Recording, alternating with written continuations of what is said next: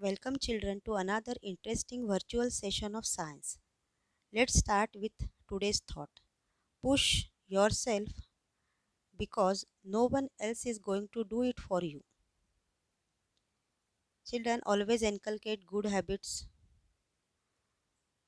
focus on your studies, and keep yourself motivated.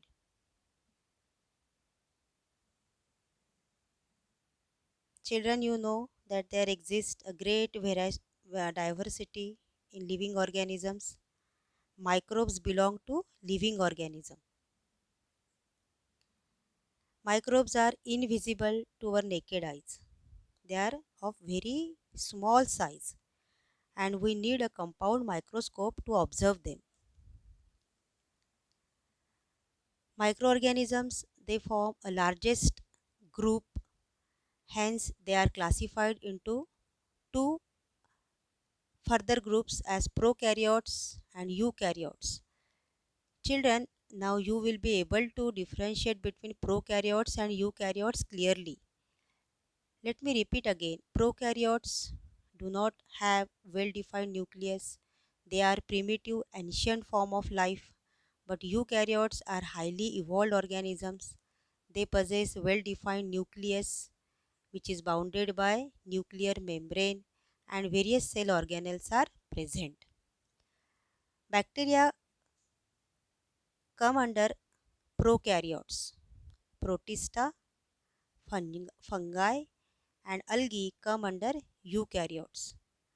With reference to size of microbes, the units are 1 meter is equal to 10 raised to 6 micrometer and 1 micrometer will be 10 raised to minus 6 meter. 1 nanometer is equal to 10 raised to minus 9 meter and 1 picometer will be 10 raised to minus 12 meter.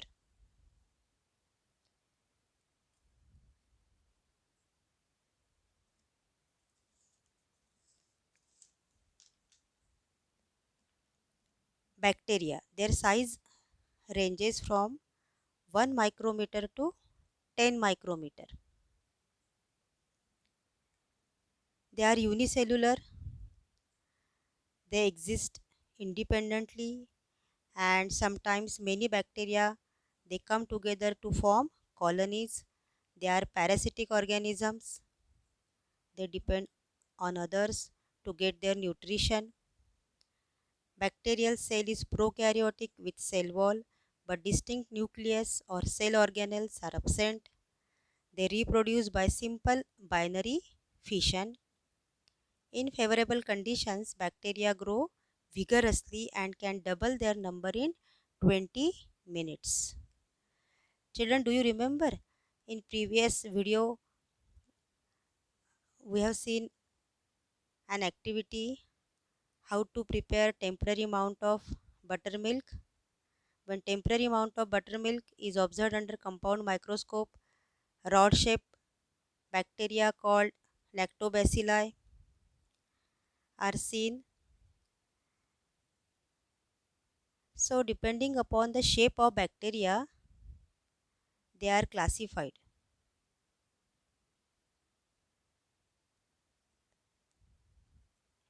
If a single bacterium shows spherical shape, then it is called coccus. If it is rod shaped, then it is called bacillus.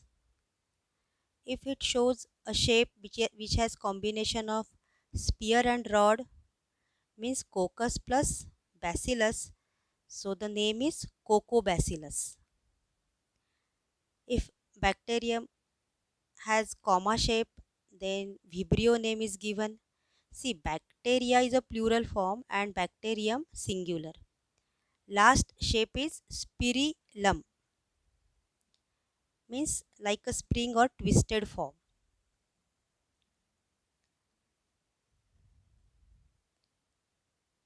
Though we cannot see bacteria, they play an important role in our lives.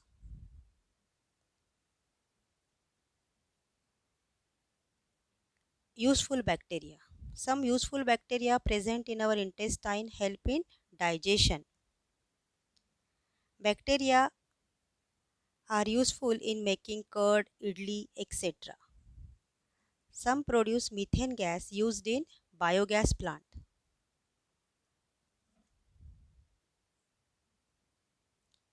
Let us see harmful effects of bacteria. Bacteria are present everywhere in air, water, and on soil. They are omnipresent. They can cause various types of diseases. Let us again one more time revise the diseases caused by various types of bacteria. Clostridium tetani causes tetanus. Pneumonia is caused by two different types of bacteria, Streptococcus pneumoniae and Legionella pneumoniae. Treponema pallidum causes syphilis. Cholera is caused by Vibrio cholerae. Typhoid is caused by Salmonella typhi. Clostridium botulinum affects muscles. So bacteria are very harmful. So precautions are to be taken. You must wash your hands before eating food. You should not use fruits and vegetables without washing them. You should drink clean filtered water. Otherwise, what will happen? These bacteria may enter into your body, causing different types of diseases.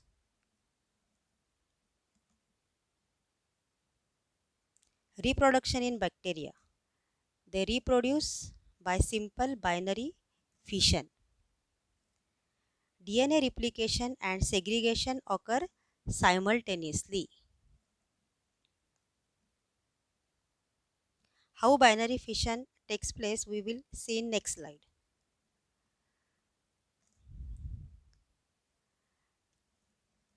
DNA is a genetic material. It replicates means double its content. Then growth of cell takes place and then DNA segregates. Segregates means separates apart. The cells split down and thus new daughter cells are formed. So three steps are there.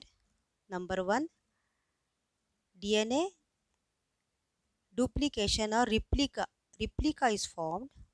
Then growth of cell takes place. Then separation of DNA.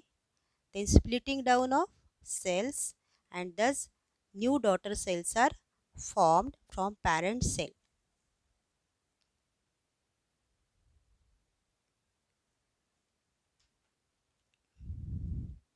Let us study second important microorganism, protozoa.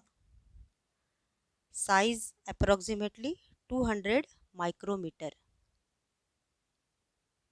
200 micrometer means how many meter? 2 into 10 raised to minus 10 raised to minus 4 meter. Try to convert it into meter. You can do it. 1 micrometer is 10 raised to minus 6 meter. So 200 micrometer means how much? What is the number? 2 into 10 raised to minus 4 meter. Protozoas are found in soil, fresh water and sea water. Some are found in the body of other organisms and they are pathogenic. Pathogenic means disease causing. For example, Entamoeba histolytica causes amoebiasis. Symptoms are diarrhea, means loose motions, fatigue, excessive tiredness, and abdominal cramps,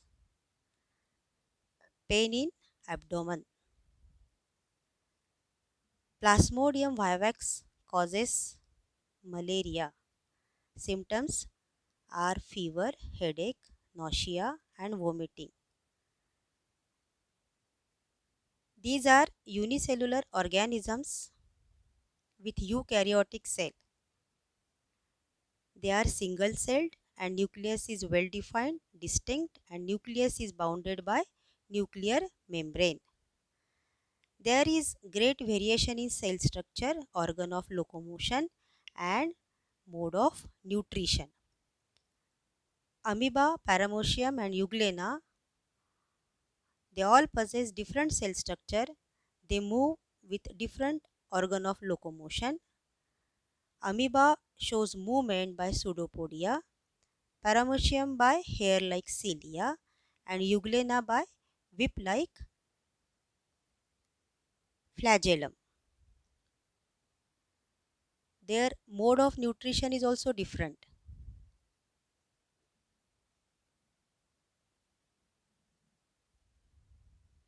Amoeba, Paramecium, they are free living and they are found in dirty water.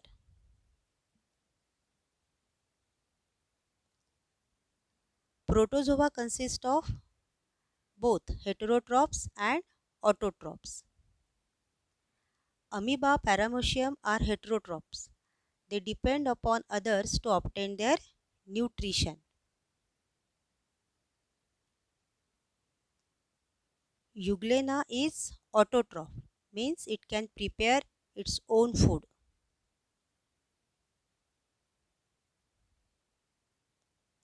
Harmful protozoa. Entamoeba histolytica causes amoebiasis. Symptoms: diarrhea, fatigue, abdominal cramps. Plasmodium vivax causes malaria. Symptoms: high fever, headache, nausea and vomiting, muscle pain and fatigue.